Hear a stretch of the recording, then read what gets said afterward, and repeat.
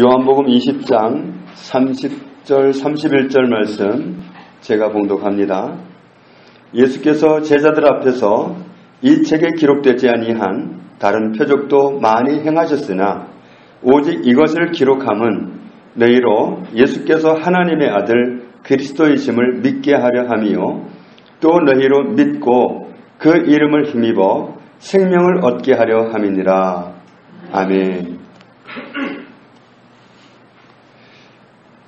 사람 중에 맨 처음 사람이 길을 잘못 들었습니다. 그때 하나님께서 그 길을 잘못 든 사람에게 질문을 하십니다.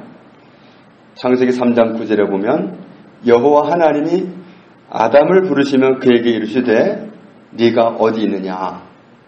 네가 어디 있느냐고 물으셨습니다.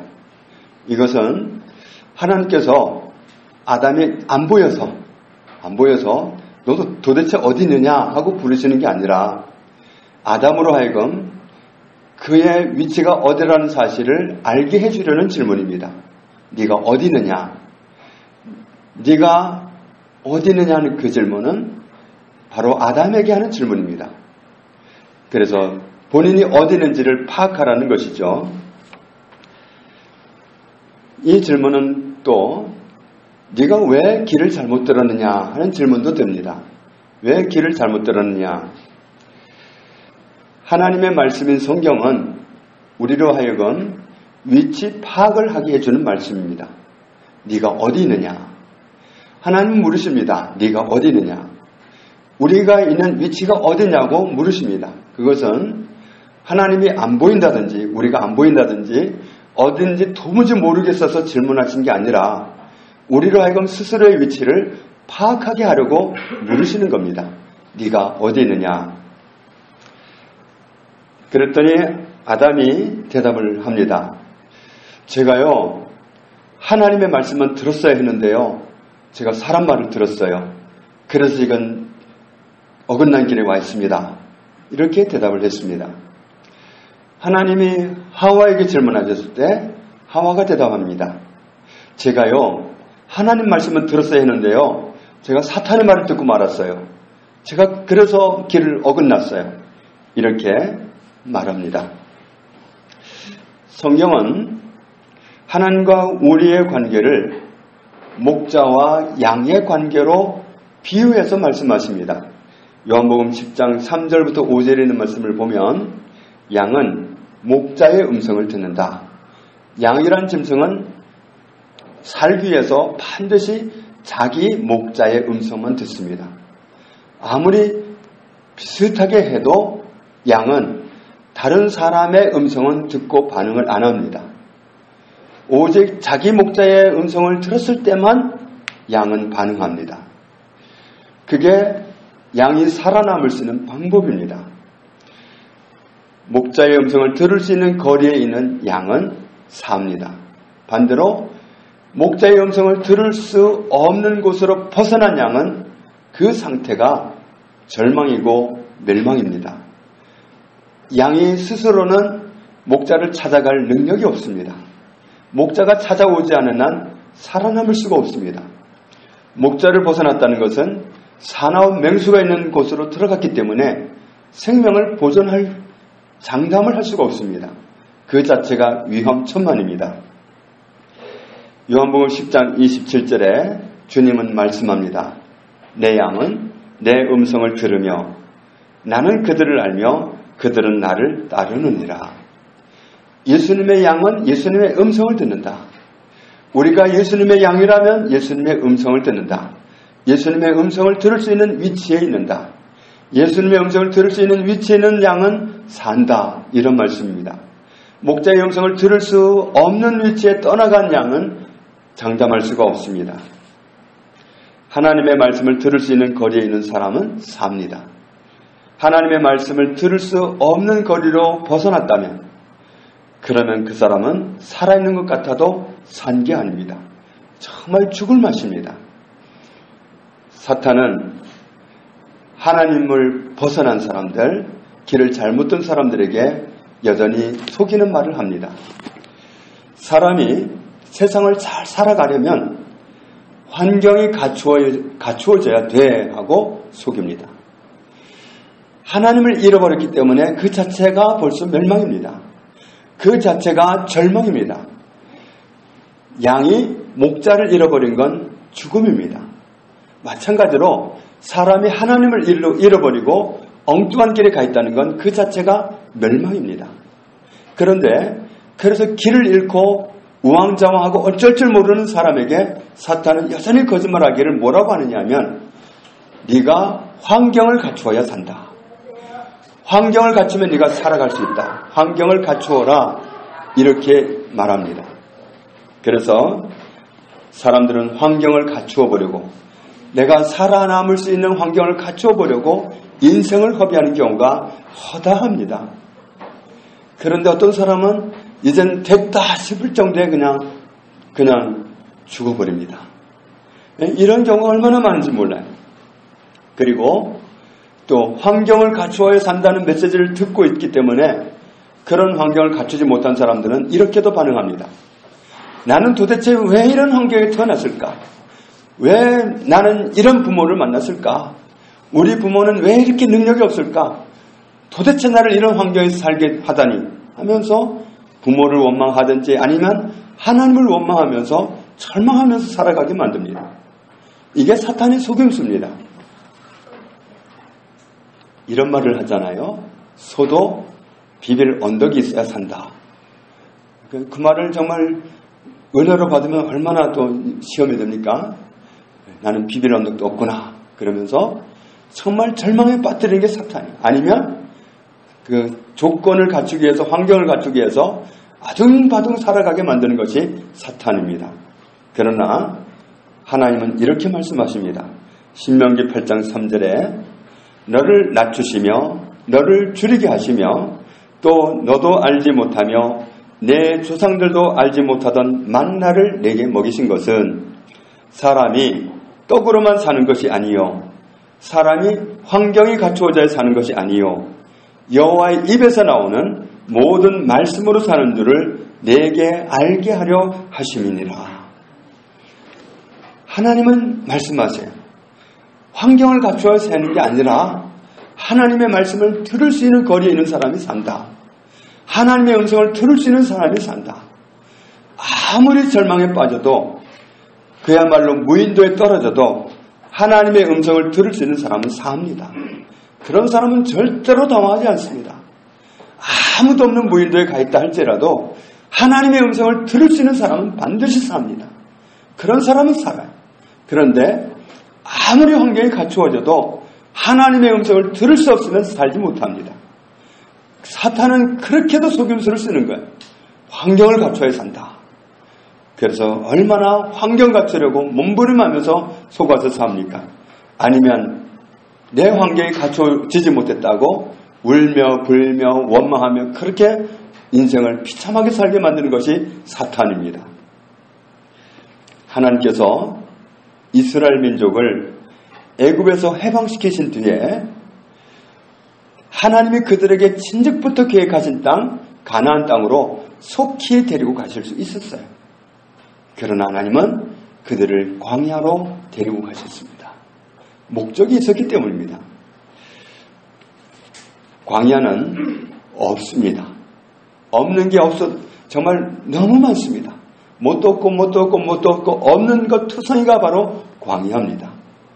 특히 광야는 물이 없습니다. 이 중동 지방의 광야는 물이 없으면 걸어갈 수 있는 곳이 아닙니다. 너무 더워서 이 목이 타들어가는 정도가 이 한국에서 광야길 가는 거하고는 이게 정말 비교를 할 수가 없습니다. 정말 그 경험한 분이 얘기하기를 그 광야길 정말 한 3시간 가는 길을 그까짓 내가 물 미리 마시고 간다. 마시고 가면서 물통을 안 가지고 갔대. 죽는 줄 알았대. 그렇게 목이 타들어갔는데 살 수가 없더랍니다. 사람은 환경이 갖추어져야 산다. 환경이 뒷받침돼야 산다. 이런 생각에 속아서 살아왔습니다. 그리고 하나님은 이 광야에서 그 생각을 깨뜨리기를 원하셨던 거예요. 그래서 그들은 정말 바리바리 싸갖고 나갔지만 그게 며칠을 가겠어요. 며칠 못 가서 다 떨어집니다. 더 이상은 먹을 걸 구할 수도 없습니다. 어디에 가서도 내가 갖고 싶은 물건을 살 수도 없습니다. 그런 광야에서 그들이 깨어지기를 원하셨던 거예요. 환경이 갖추어야 산다. 이건 내가 속고 살아온 메시지다. 아니다. 하나님의 음성을 들으면 산다. 하나님의 말씀을 들을 수 있으면 산다. 하나님의 말씀을 들을 수 있으면 아무것도 없는 이 광야에서도 살아남는다. 과연 이스라엘 백성들의 젊은 세대는 그 광야에서 다 살아남았습니다. 여호수아와 갈렙도 살아남았습니다. 그 아무것도 없는 광야에서 다 살아남았어요. 정말 그들이 종종 부딪혔던 게 뭡니까? 마실 물조차도 보장되지 못하는 것. 마실 물이 있어야 광야를 갈 수 있는데 마실 물조차도 보장되지 않는 그것. 거기서 그들은 살아남았습니다. 하나님이 계셨기 때문에 그들은 살아남았습니다. 하나님의 사람들은 이런 고정관념을 깨뜨리는 과정을 걸어가게 하십니다. 환경이 갖추어져야 산다. 환경이 뒷받침돼야만 사람은 살아남을 수 있다. 이 메시지는 속아온 메시지이기 때문에 하늘에서 온 메시지가 아니라 사탄이 준 메시지이기 때문에 그 메시지를 빨리 깨뜨리기를 하나님은 원하십니다. 그래서 하나님을 진실하게 믿어보고자 하는 사람은 반드시 그것을 깨뜨리는 광야로 가게 되어 있습니다. 웬만큼은 되던 환경이 곤두박질 치게 되면은 얼마나 당혹스럽습니까? 환경을 갖추고 살게 해달라고 정말 그때부터 정말 눈이 뒤집어져서 기도하게 됩니다. 이 환경이 이게 웬일입니까 이게? 이 환경이 어쩌다 이렇게 됐습니까? 제가 이래가지고 못 삽니다. 빨리 환경을 바꾸십시오 하고 몸부림치게 되어 있습니다. 이것도 필요하고 저것도 필요하고 필요한 게 너무도 많은데 그런데 주님은 간단하게 말씀하십니다. 마태복음 6장 33절에 그런즉 너희는 먼저 그의 나라와 그의 의를 구하라. 그리하면 이 모든 것을 너희에게 더하시리라. 아니 이게 무슨 동문서답입니까? 나는 지금 그게 아니라고요. 당장 오늘을 버티기 힘들다고요. 그런데 너무도 중요하고 너무도 급한 문제를 가지고 있는 나에게 주님은 말씀합니다. 그렇기 때문에 너는 먼저 하나님의 나라와 하나님의 의를 구하라. 그리하면 이 모든 것을 너희에게 더하시리라. 주님은 우리의 난해한 문제에 대해서 정말 돌아버릴 것 같은 그런 상황 속에서 정답을 말씀해 주시는데 우리 귀에는 그 정답이 들리지 않습니다. 아니 그거 말고요. 지금 나한테 정말 너무너무 필요한 게 있다니까요. 하고 매달리게 됩니다. 그러나 억지를 써봐야 방법이 없습니다. 결국은 코너에 이리 치고 저리 치고 하다가 결국은 또 그 말씀에 가서 부딪힙니다. 그러니까 너는 먼저 하나님의 나라와 하나님의 의를 구하란 말이다. 그러면 네가 그렇게도 필요하다는 그것이 덤으로 다 온단 말이다. 정말 급한 게 따르는 것 같지만 하나님 보시기에 우리에게 정말 가장 우선적으로 지금 너무너무 필요한 것은 하나님의 나라요 하나님의 의라는 말씀입니다. 하나님의 나라가 뭡니까? 하나님이 통치하시는 곳입니다. 하나님이 왕이 되시는 곳입니다. 이렇게 되면 내가 하나님이 통치하는 곳이 되면 하나님이 나의 왕입니다.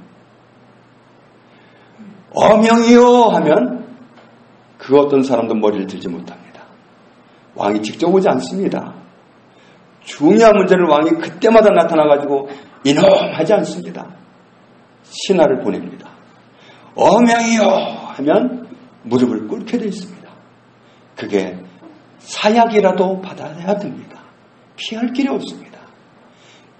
하나님이 나에게 요구하시는 게 내가 정말 따를 수 없는 것을 할지라도 이해하고 무릎 꿇을 수 있는 그때 하나님이 진짜 나의 왕이 된 거예요. 그런데 우리가 하나님을 말로는 얼마든지 왕이라고 해. 그렇지만 순종하진 않아.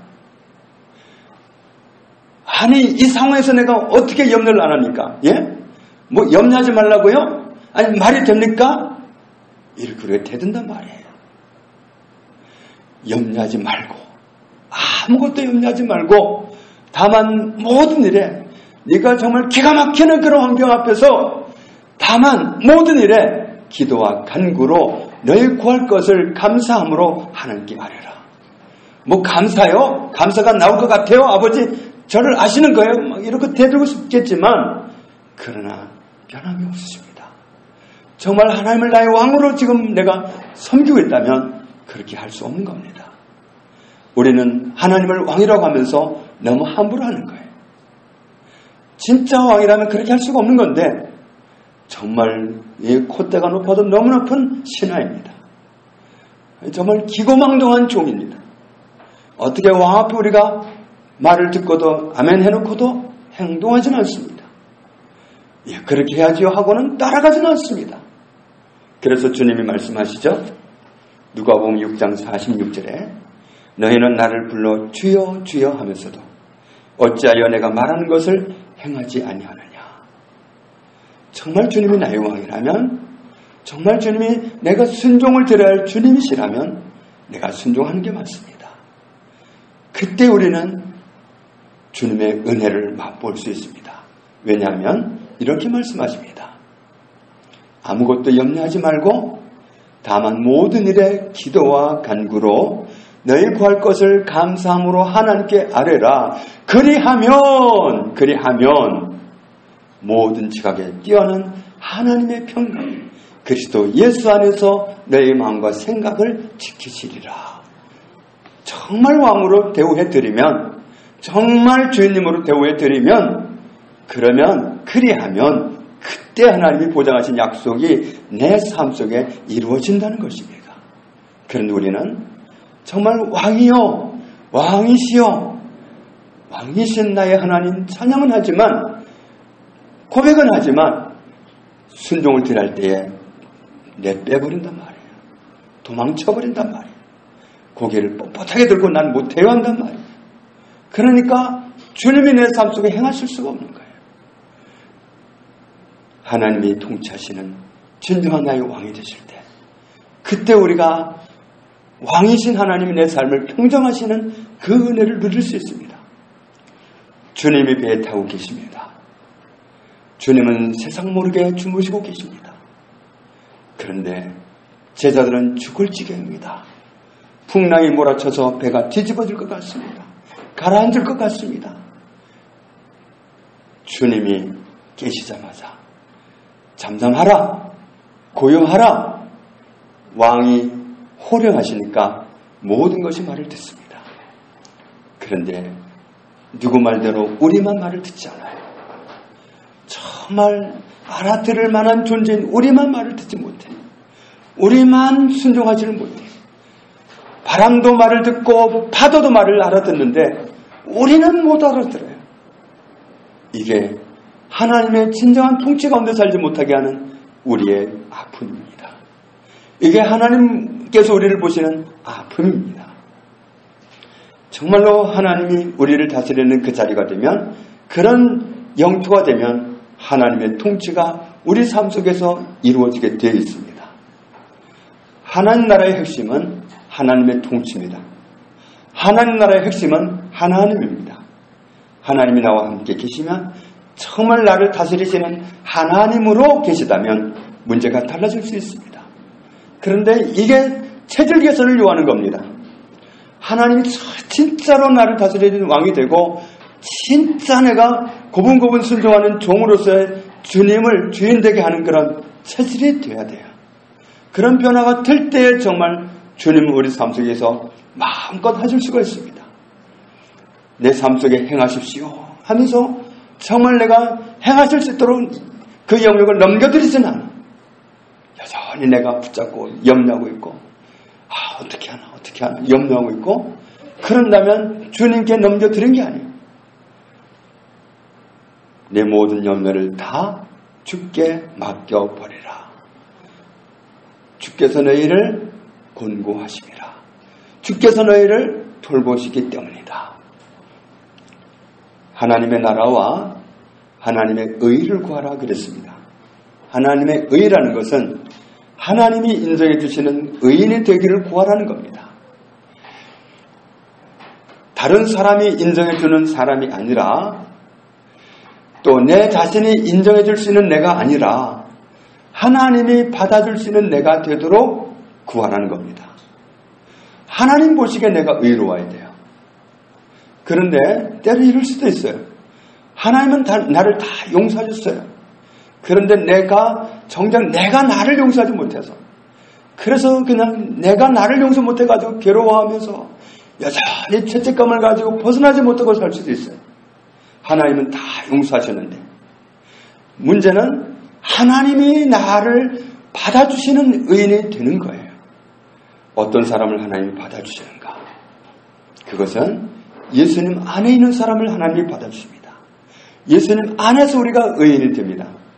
그래서 로마서 8장 1절에 보면 그리스도 예수 안에 있는 자에게는 결코 무엇이 없나니 정죄함이 없나니.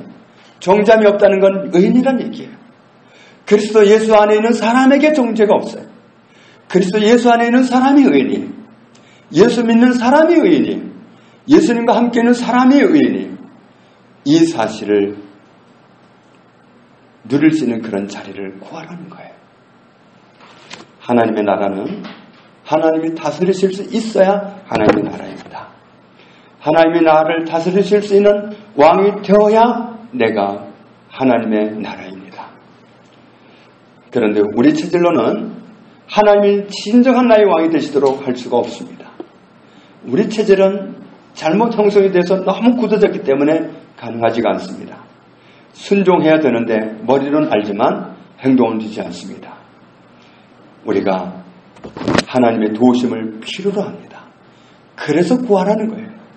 너희는 먼저 하나님의 나라가 내 삶이 되도록, 하나님의 나라가 내 나라가 되도록 구하라는 거예요. 제발 하나님 나를 도우셔서 나를 다스려 주십시오. 정말 이 고집을 꺾어주시고, 정말 이 알아듣지 못하는 귀를 뚫어주시고, 정말 체질적으로 순종 안 되는 이 내 체질을 고쳐주시고, 정말 하나님이 나를 의인으로 인정해 주시는 그 가운데 살아가도록 나를 고쳐주십시오. 이렇게 구하라는 거예요. 그걸 어떤 기도 제목보다도 우선으로 삼고 기도하면, 그래서 하나님의 나라가 이루어지기만 하면 다른 모든 것은 다 따라온다는 거예요. 그런데 우리는 바꾸어서 하고 싶죠. 너무 급하게 보이는 게 있어서 이거 먼저 주시면 제가 말도 잘 듣고요, 제가 잘 섬길게요. 그런데 그게 잘 안 됩니다. 하나님은 타협하지 않습니다. 안 되는 거 알고 계십니다. 많은 사람들이 재물을 구했다가 재물을 소유한 다음에 딴 길로 간 사람이 너무도 많습니다. 하나님은 때로는 속아주세요. 때로는 속아주시는데 그게 어떤 결과를 맞이할지 알기 때문에 쉽게 주지 않습니다. 그런데 정말 중요한 건 하나님이 나를 통치하실 수 있고 내가 하나님이 왕이시기 때문에 고분고분 순종을 따라갈 수 있는 그런 정도가 되기만 하면 하나님은 아끼시지를 않습니다. 하나님은 물질을 부으시는데 아끼지 않고 부으십니다. 그런 사람은 하나님이 왕이시기 때문에 하나님의 간섭을 받아요. 물질을 쓸 때 많은 재물이 있다고 해서 자기 마음대로 쓰지 않습니다. 또 재물이 있다고 해서 마음껏 쓸 수 있는 사람도 많지 않습니다. 많은 사람 더 못 써요. 그런데 하나님이 왕이시면, 그리고 그 재물을 주신 분이 하나님이라는 사실을 아는 사람은 자기 마음대로도 안 쓰고 흥청망청도 안 쓰고 또 자기만을 위해서도 안 쓰고 내 가족만을 위해서도 안 쓰고 정말 하나님의 뜻을 집행하게 되어 있습니다. 하나님의 뜻은 내가 잘 사는 것도 해당되지만 모든 사람이 잘 살기를 원하십니다. 하나님은 왜 아브라함을 복의 근원이 되게 하기를 원하셨느냐 하면 아브라함이 복의 근원이 돼서 모든 사람이 그 복을 나누기를 원하셨기 때문이에요. 아브라함은 그런 자리에 이르렀던 사람입니다. 정말 지나가는 사람을 보면 뛰어가서 초대를 해가지고 음식을 정말 정성을 다해서 대접하고 그렇게 해서 보냈던 사람이 아브라함이에요. 정말 하나님이 자기의 왕이 되시도록 그런 훈련을 받은 사람이 아브라함입니다. 그런 자리에 가게 되면 쏟아붓습니다. 아브라함은 거부였어요. 지금 한국 사람이 거부가 되면 아무리 예수 잘 믿는 사람이라도 뭐부터 하겠어요? 집부터 고치지 않겠어요? 정말 괜찮은 집 짓든지 정말 모든 사람이 와서 견학할 만한 집을 짓든지 할 거 아니겠어요? 그러나 아브라함은 천막 속에 살았습니다. 하나님을 모신 그 감격 가운데서 내가 하나님을 왕으로 모신 하나님을 주인으로 모신 그 감격 가운데 살면서 그 집을 정말 웅장하고 멋있고 자랑거리가 되고 여기에 관심이 없었어요. 왜냐하면 나는 여기서 잠깐 머물다 가는 나그네고 그래서 잠깐 머물다 갈 그곳에는 어마어마한 집이 지어지고 있다는 사실을 알았기 때문에 굳이 내가 여기서 거창한 집을 지을 필요가 없다고 느꼈던 거예요. 히브리서 11장에 보면 그렇게 나와 있습니다. 그는 자기를 위해서 어마어마한 집을 지을 필요를 느끼지 못해서 그 성에 가는 그 정말 자기 집이 지어지고 있는 그 아름다운 도성 천국을 바라보는 설레임을 가지고 천막 속에서 살았다는 거예요. 아브라함도 이삭도 야곱도 그렇게 살았습니다. 정말 하나님을 왕으로 발견한 사람들은 그렇게 산 거예요. 정말 하나님이 나의 왕이 되시고 나를 다스리실 수 있고 어디를 데리고 가시고 싶으면 데리고 갈 수 있는 그런 정도가 되면 하나님께서는 우리에게 무엇이든지 아끼실 수가 없습니다. 쏟아붓는 분이 하나님이십니다. 그런데 고여있게 할 때가 문제예요. 붓기만 해보십시오. 제가 딱 가두어 놓고 제가 잘 보관해서 누리겠습니다. 이런 못 보시는 거예요. 정말 그래서 모든 사람 정말 나만이 아니라 나만큼이나 없어서 힘들어하는 사람들을 정말 눈여겨볼 수 있고 그런 사람들을 위해서 내가 어떻게 할까 이런 관심을 들을 수 있는 사람이 하나님의 경제를 누릴 수가 있습니다. 그러기 위해서 우리가 정말 하나님이 나를 다스릴 수 있는 진정한 왕이 되시도록 해야 됩니다. 그게 하나님의 나라예요. 사람이 곤고한 삶을 살게 된 근본 원인은 하나님의 통치를 벗어나서 길을 잘못 들었기 때문입니다. 이것을 해결하기 위해서 어떻게 해야 되냐면 하나님이 통치하는 영역으로 들어가는 겁니다. 하나님의 통치를 벗어났기 때문에 문제가 된 거예요. 문제를 해결하는 건 역시 마찬가지예요. 하나님의 통치하신 영역으로 들어가는 거예요. 하나님이 나를 다스리는 진짜 왕이 되어주십시오. 이건 문제를 근본으로 해결하는 그 해결점으로 돌아가는 겁니다. 왜 하나님의 통치를 벗어났습니까? 이사야 59장 2절을 보면 우리의 지은 죄가 하나님과 우리 사이를 가로막습니다. 내가 지은 내 죄가 하나님과 나 사이를 갈라놓아 버려요. 그래서 길이 어긋납니다. 그래서 잘못된 길을 가게 되는 겁니다. 죄가 있는 한 하나님과의 관계를 돌이킬 수가 없습니다. 회복할 수가 없어요. 가까이 갈 수도 없습니다. 우리의 이런 근본적인 문제를 해결하고 우리를 구원하시기 위해서 오신 분이 하나님의 아들 예수 그리스도입니다. 하나님을 떠난 사람, 이런 사람은 물 떠난 고기하고 똑같아요. 그러니 그 삶이 곤고할 수밖에 없습니다. 그런데 사탄은 또 속이는 거예요. 환경을 갖추어라.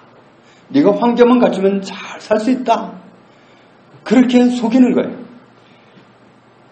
마태복음 4장 4절에 예수께서 대답하여 이르실 때 기록되었으되 사람이 떡으로만 살 것이 아니요 하나님의 입으로부터 나오는 모든 말씀으로 살 것이라 하였느니라. 사탄은 환경을 갖추라는 거예요.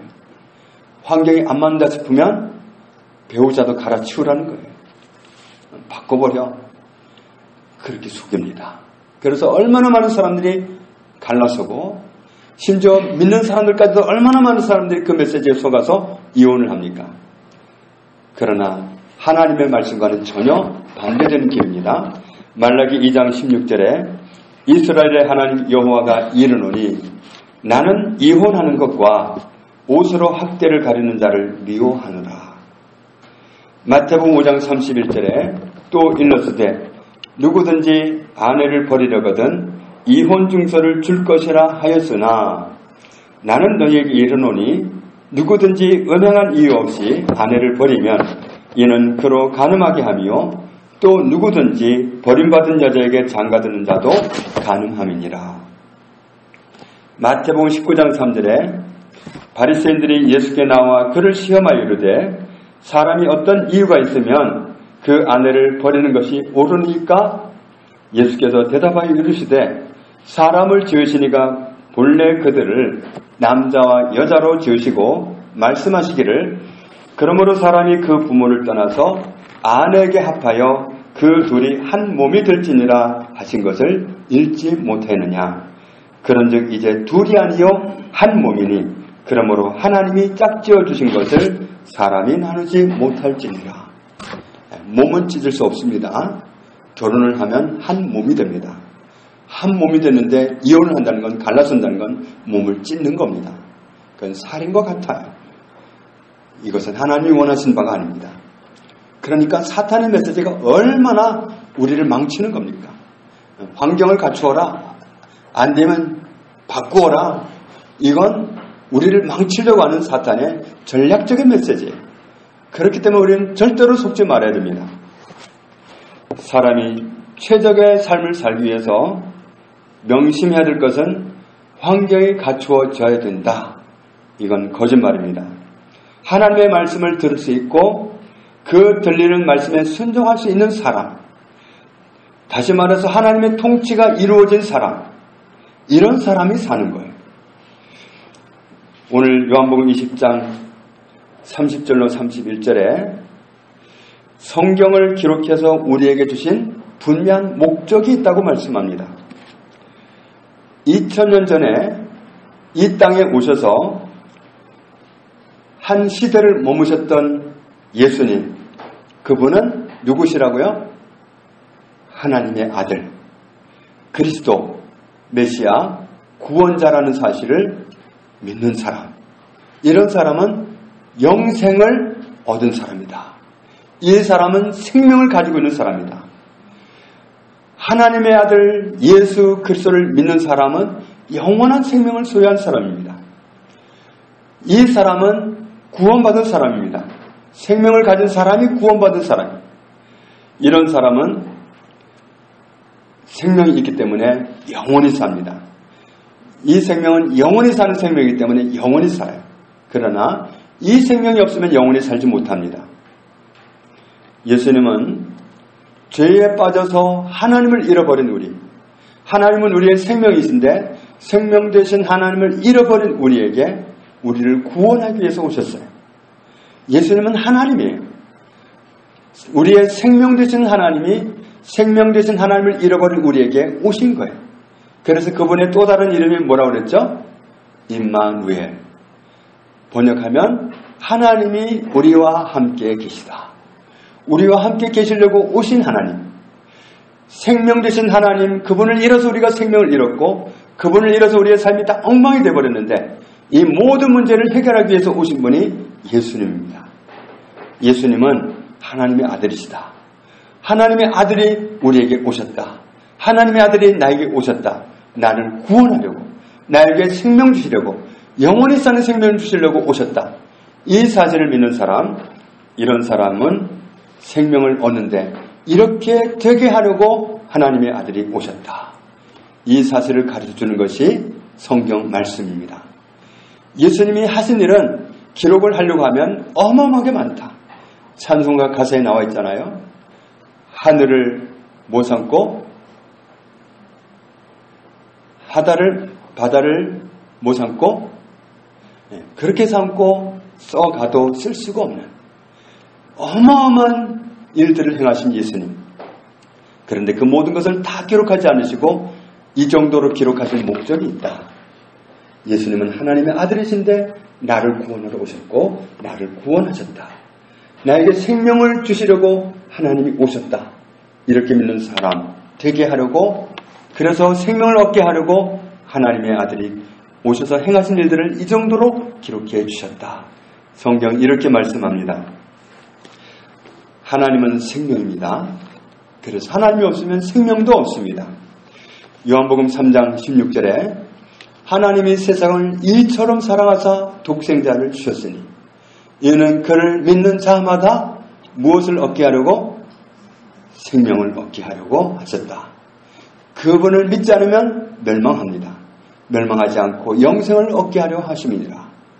또 요한복음 3장 15절에 보면 예수님이 나무에 달리실 것을 말씀했어요. 인자가 들려야 하리니, 왜 들린다고 그랬죠? 그를 믿는 자마다 영생을 얻게 하려 함이니라.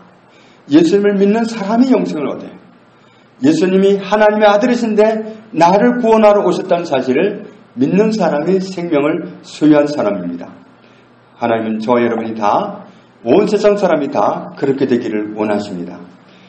오늘 31절을 같이 읽겠습니다. 오직 이것을 기록함은 너희로 예수께서 하나님의 아들 그리스도이심을 믿게 하려 함이요 또 너희로 믿고 그 이름을 힘입어 생명을 얻게 하려 함이니라. 아멘. 하나님의 소원은 이겁니다. 예수님은 하나님의 아들이신데 나를 구원하러 오셨다. 나를 구원하러 오신 구세주요 그리스도요 메시아이시다. 그 사랑을 받아들이고 하나님께 달려나가면 영생을 얻게 하는 것, 이것이 하나님의 소원입니다. 구약 성경이 주는 메시지가 있어요. 구약 성경을 한마디로 말하면 이겁니다. 하나님이 구원하신다. 하나님이 구원하신다. 하나님을 잃었고 절망에 빠진 우리를 하나님이 구원하신다. 이게 구약 성경의 메시지입니다. 어떻게 구원하신다 그랬죠? 여인의 후손을 보내서 처녀가 잉태해서 나는 아들을 통해서 구원하신다고 그랬습니다. 신약 성경에 주는 메시지가 있어요. 하나님이 구원하셨다. 어떻게 구원하셨다고 그랬어요? 구약 성경에 예언한 그 말씀 그대로 아들을 구주로 보내서 구원하셨다. 아들을 그리스도로 메시아로 보내서 구원하셨다. 이게 성경에 요약된 메시지입니다. 요한일서 5장 11절 이하에 하나님의 아들 예수님은 생명이기 때문에 하나님의 아들이 있는 사람은 생명이 있고 하나님의 아들이 없는 사람은 생명이 없습니다. 이 생명이 없는 사람은 땅에서 사는 데는 문제가 없을 수도 있어요. 어쩌면 더 잘 살 수도 있어요. 그러나 영원한 천국은 못 갑니다. 영생이 있는 사람만 갈 수 있습니다. 그런데 누가 생명이냐면 예수 그리스도가 생명이에요. 그리스도를 모신 사람이 생명이 있는 사람. 하나님 우리가 예수 그리스도를 믿기 때문에 생명 있는 사람으로 살다가 정말 땅에서도 천국 생명을 소유한 사람으로 살고 이 땅을 떠날 때에 하나님의 나라로 다 들어오기를 원하십니다. 저 여러분이 이 믿음만 가지면 영원한 생명을 가지고 살 수 있습니다. 예수님은 하나님의 아들이신데 나를 구원하러 오셨고 나를 구원하셨다. 나와 함께 계신다. 예수님은 생명이시다. 영원한 생명이시다. 내가 생명을 소유했다. 그렇기 때문에 누구를 잃으면 생명을 잃는 거예요? 예수님을 잃으면 생명을 잃는 거예요. 하나님을 잃으면 생명을 잃는 거예요. 자, 하나님의 말씀을 들을 수 있는 사람은 산다고 그랬어요. 요약해서 말하면 하나님과 함께 사는 사람이 사는 거예요. 예수님과 함께 사는 사람이 사는 거예요. 그런데 정말 말로만 주님, 말로만 왕이 아니라 순종을 들을 수 있고 무슨 말씀을 하든지 순종을 들을 수 있고 그런 정말 하나님의 통치가 이루어진 나라가 되도록 우리가 늘 기도하고 그래서 진짜 하나님의 통치가 이루어진 나라로 하나님의 의를 입은 사람으로 그렇게 복 있는 삶을 날마다 살면서 생명을 소유한 사람으로 이 땅에 사는 동안 하나님의 은혜를 온전히 누리고 살아가는 저와 여러분 다 되시기를 주님의 이름으로 축복합니다. 하나님 아버지 감사합니다. 하나님의 아들 예수 그리스도를 구세주로 보내주시고 그를 믿는 자마다 영원한 생명을 얻게 하신 것 감사합니다. 우리가 예수님 하나님이 보내주신 생명 예수 그리스도를 모시게 되어서 생명을 소유하게 된 사실을 감사합니다. 영원히 생명 되신 예수 그리스도와 함께 있기를 원합니다. 그리고 진정한 나라를 이루기 원합니다. 하나님의 통치 가운데 순종할 수 있는 하나님이 왕으로서 나를 임의로 다스리실 수 있고 이끌어 가실 수 있도록 온전히 따르고 순종하는 진정한 나라를 이루기 원합니다. 주님, 우리 모두에게 하나님의 나라를 이루어 주옵소서. 하나님의 의를 항상 입혀 주옵소서. 그래서 하나님이 예수 그리스도 안에서 축복하시는 그 모든 축복을 마음껏 누리고 살아가는 저희들 모두가 되게 하여 주옵소서. 예수님 이름으로 기도합니다. 아멘.